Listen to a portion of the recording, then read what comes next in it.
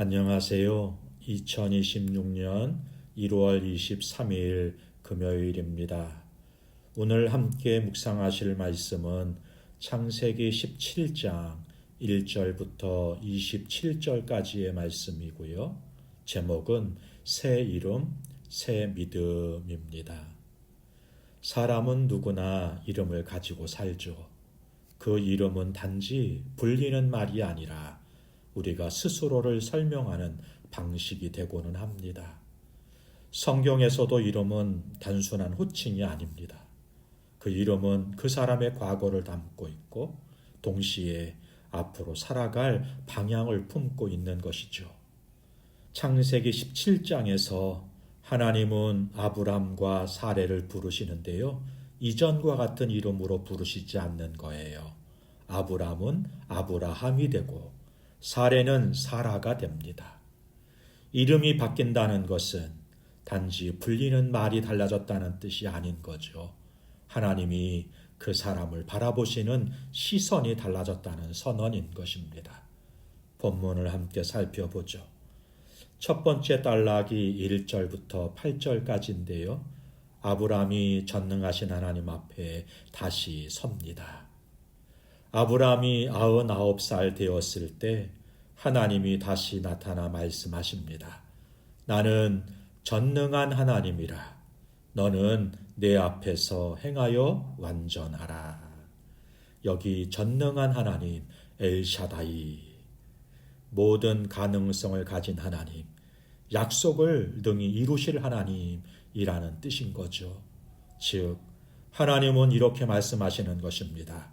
내 인생의 한계가 내 약속의 한계를 정하지 않는다는 말씀입니다. 그리고 완전하라는 말은 흠없는 도덕성을 요구하는 말씀이 아니라 나뉘지 않는 신뢰, 하나님 앞에서 이중적인 삶을 살지 말라는 초대인 거예요. 그러니까 하나님은 지금 아브라함에게 더 잘해보라 말씀하시는 것이 아닌 거죠. 다만 나를 누구로 믿고 있느냐 묻고 계시는 것입니다. 오늘 우리에게도 중요한 질문이에요. 우리는 하나님을 누구라고, 어떤 분이라고 믿고 살고 계신가요? 두 번째 단락이 9절부터 14절까지인데요.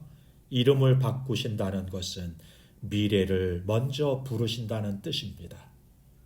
하나님은 아브라함의 이름을 바꾸십니다. 아브라함, 존귀한 아버지에서 아브라함으로요. 열국의 아버지라고 부르시는 것이죠. 문제는 현실입니다. 아브라함에게는 아직 자식이 없어요. 상황은 변하지 않았습니다. 그런데 하나님은 현재를 기준으로 부르시지 않는 거예요.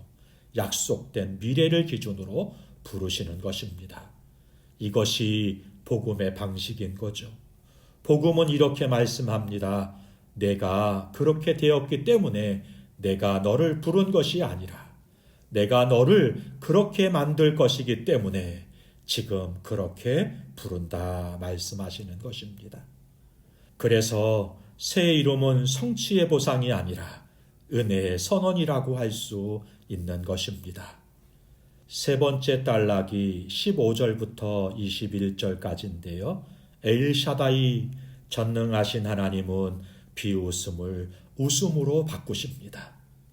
이번에는 하나님이 사라의 이름을 부르십니다. 그리고 단호하게 말씀하십니다. 그의 이름을 사라라 하라. 사레에서 사라로의 변화는 단순한 음절의 변화가 아니죠. 사적인 이름에서 열방을 품는 이름으로 전환이 되는 것입니다. 그러나 이 장면에는 묘한 긴장이 있어요. 하나님의 약속을 들은 아브라함은 웃습니다. 아브라함이 엎드려 웃으며, 이 웃음은 순수한 기쁨의 웃음이라기보다는 현실을 아는 사람의 웃음이라고 할 수 있겠어요. 100세 된 사람이 어찌 자식을 낳겠습니까? 하는 것이죠. 하나님은 이 웃음을 책망하지 않으십니다. 오히려 그 웃음을 이름으로 바꾸세요. 그 이름을 이삭이라 하라. 이삭, 그가 웃는다는 뜻이잖아요.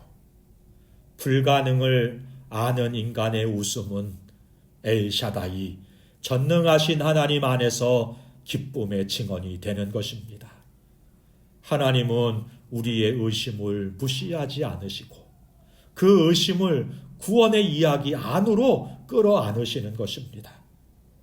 사라는 훗날 이렇게 고백해요. 하나님이 나로 웃게 하셨다.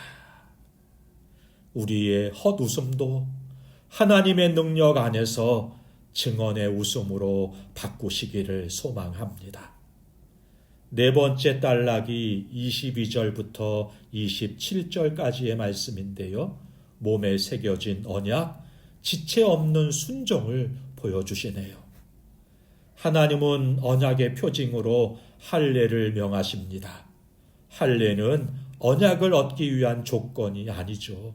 이미 주어진 은혜가 삶과 몸에 새겨지도록 하신 표식인 것입니다. 할례는 아픕니다. 불편합니다. 숨길 수 없습니다. 그 이유는 분명해요.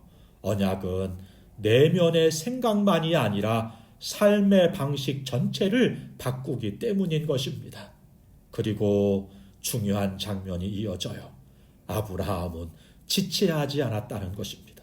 23절에 하나님이 자기에게 말씀하신 대로 그날에 순종했다 기록하십니다. 모든 의문이 사라졌기 때문이 아니에요. 오히려 여전히 이해되지 않는 것이 많았을 것입니다. 그러나 그는 알고 있었습니다. 이 말씀을 주신 분은 신뢰할 수 있는 분이라는 것을요. 언약의 무게는 나의 확신이 아니라 하나님의 신실하심에 달려 있다는 사실입니다. 믿음은 모든 의문이 사라진 후에 시작되지 않습니다. 믿음은 의문을 아는 채로 하나님의 성품을 신뢰하는 선택인 거예요. 사랑하는 성도 여러분, 창세기 17장은 정체성의 전환에 대한 이야기를 기록하고 있습니다. 아브라함의 인생은 그날 갑자기 달라지지 않았습니다. 그러나 그날로부터 그는 다른 이름으로 살아가기 시작했습니다. 오늘 하나님은 우리에게도 묻고 계십니다. 너는 여전히 네 성취와 실패로 자신을 부르고 있느냐? 아니면 내가 준 이름으로 살고 있느냐고 물으시는 거예요. 성경은 이렇게 말씀하시는 것입니다. 새 이름은 먼저 주어지고 새 믿음은 그 이름을 따라 자라간다라고요. 오늘도 하나님은 우리의 현실이 아니라 약속을 기준으로 우리를 부르십니다.